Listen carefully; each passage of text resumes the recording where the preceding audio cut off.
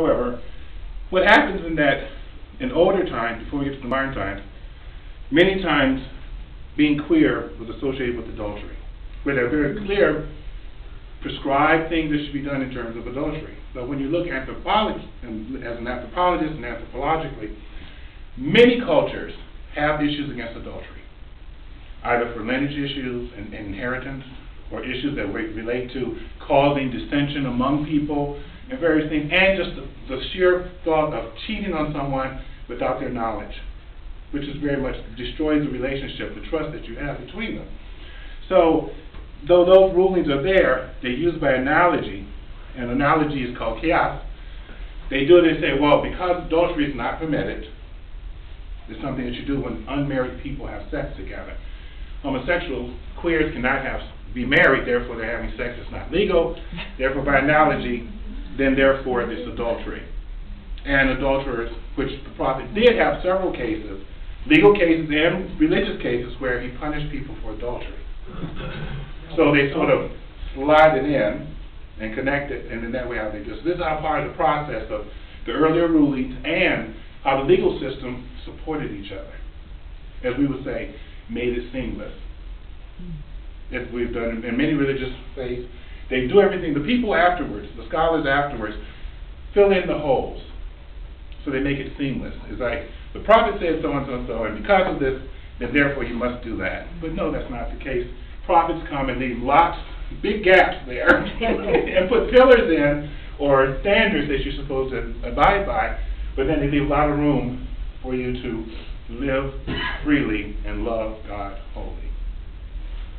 W-H-O-L-L-Y, okay? Yeah. Okay.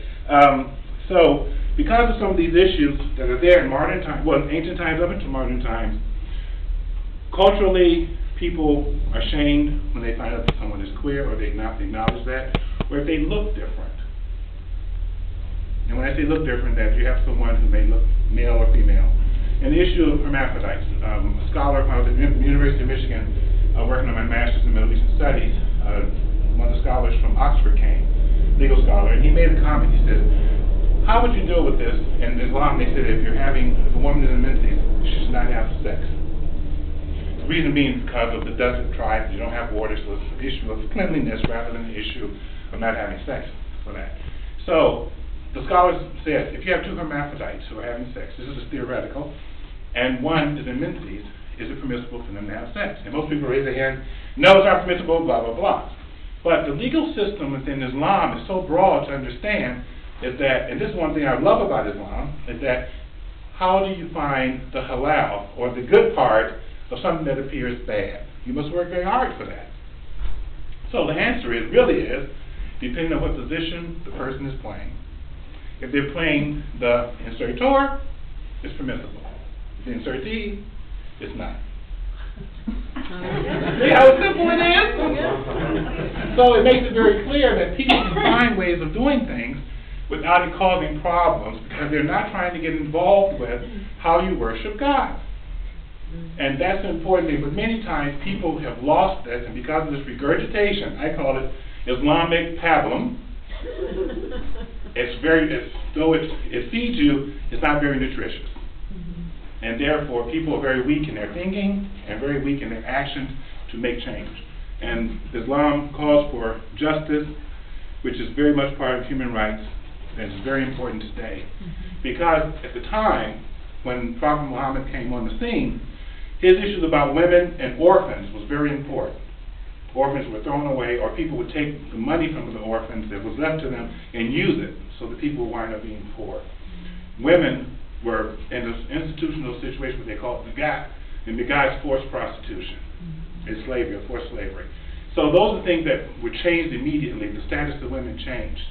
The Prophet's wife, Khadijah, wound up really talking about it because she was a business person and helped the Prophet when he was younger and helped him become a good businessman.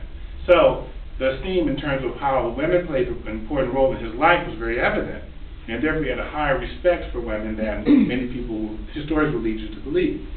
Therefore, the Islamic tradition of nearly 1,500 years ago is really something that has been moved forward But a lot of times, because of politics, it has been moved in terms to do what the culture wants, not what the Quran calls for. Now, in terms of queer Muslims, one of the things that I called for and I asked them to do, that there's two things that's very important.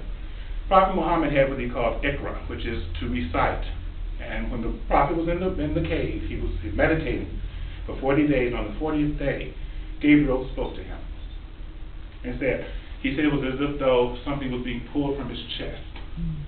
And the angel Gabriel said to him, "You who was created from a clot of blood, the sperm and the egg, recite who is your creator." And everybody has that opportunity to have that Iqra moment, to recite from your heart that when you pray, God will answer. And when that happens, you are connected. And when you're connected, no man, no woman, no culture, no one else can separate you. And we have to remember that. And when we remember that, we can find a way, as many scholars of ancient times did, that there are ways to make things better from what we consider to be haram, not permissible, to find a way in which we can find the goodness in it. And so I hope that this has helped you understand very shortly in terms of how we can all look at our books, we can look at our training and see, is there something way that we can find goodness in everything? So I leave you with that, and may you find goodness in your life.